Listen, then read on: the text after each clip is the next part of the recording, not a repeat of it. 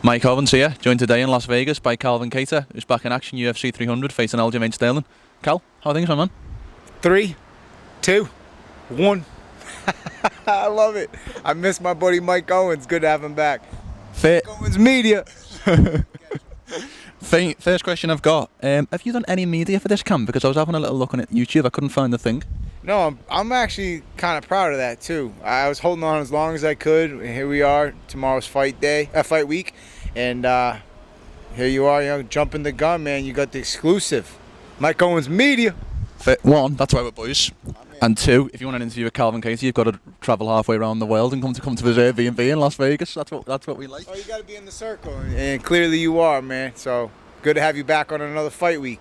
But in all seriousness, well, good to be back. But in all seriousness, has that been a conscious decision to stay away from media?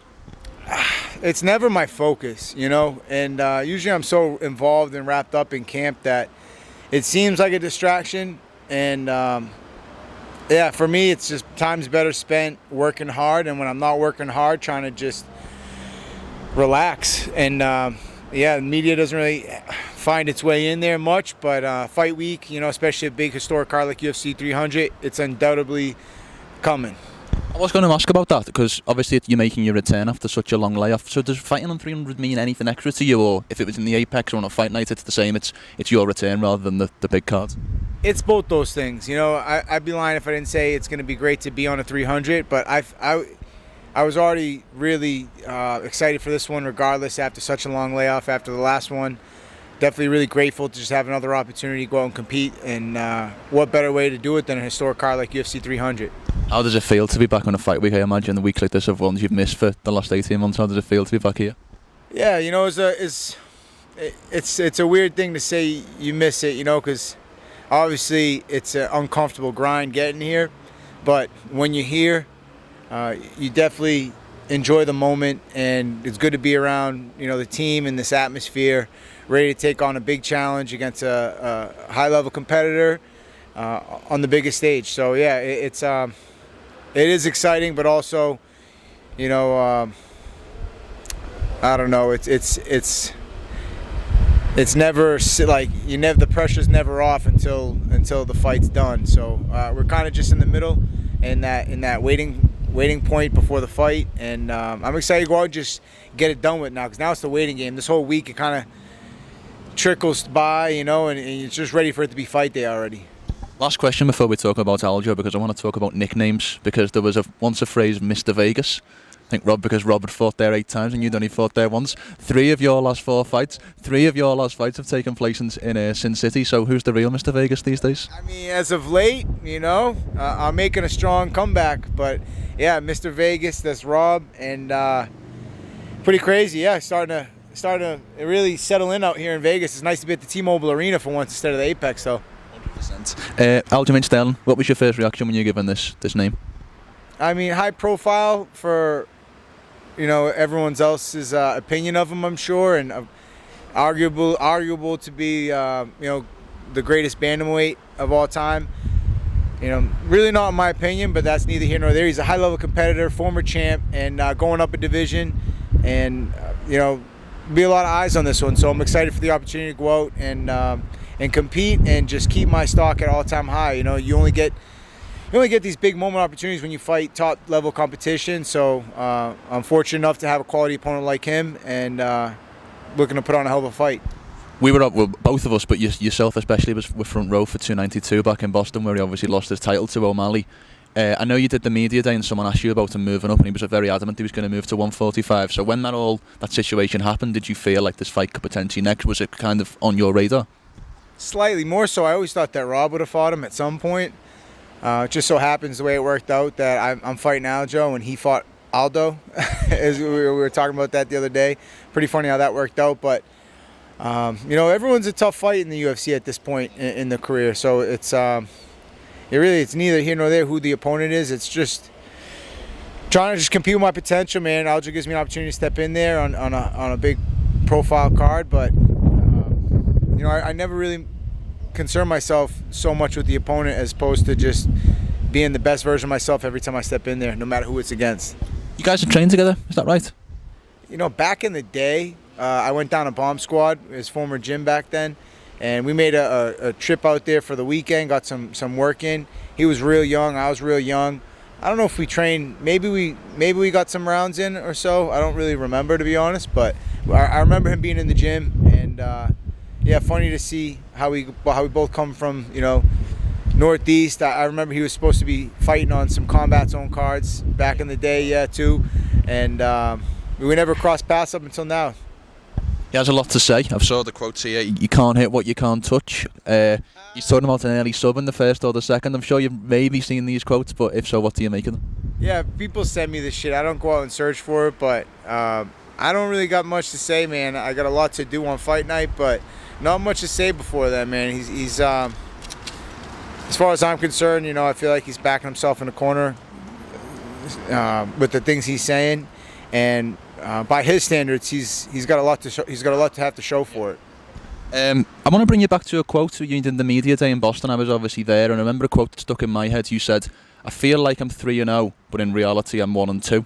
So I'm wondering, at this moment in time, where is your mentality at going into this fight after the layoff, and obviously after the year that you had in 2022? Yeah, that's how I feel, but my attention's just on being 1-0 in this next upcoming fight. Just getting a W. Nobody gives a shit about what happened. It's about what you're going to do with the moment ahead of you, and that's where my focus is at. I did feel that at the time. I still feel that way, but my focus isn't there. My focus is on just getting a W. 100%. I've obviously spent a little bit of time with you guys this week. We watched The Matrix last night for a bit. We've went into the strip a little bit today, so it's been fun. But I want to know, what is the kind of the vibe that you like to keep on a fight week?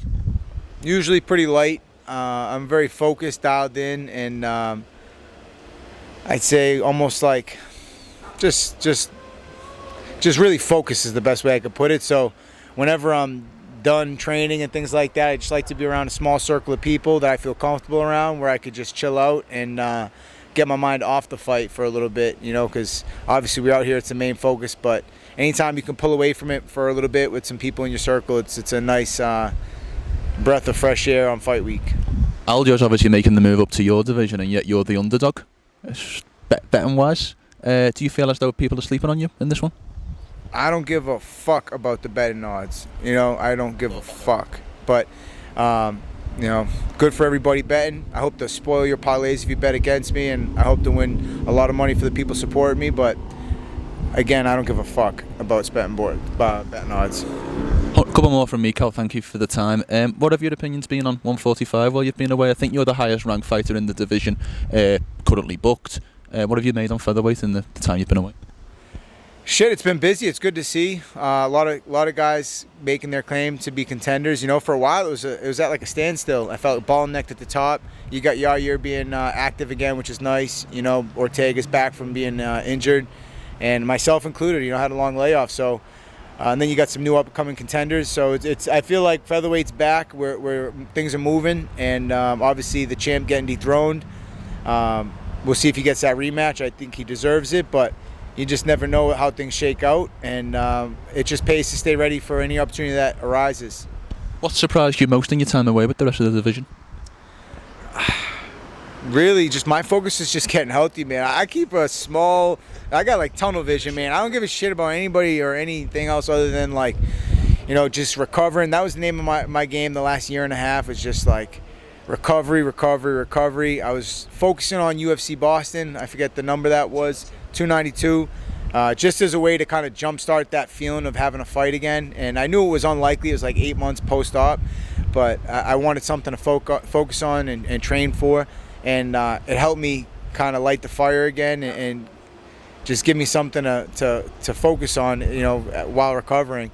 And then now in the back end of that, the way things worked out, things work out the way they do, and here we are on a big opportunity on 300 against, like I said, a high-profile name, a lot of eyeballs on this fight, and I just want to go out and prove to myself that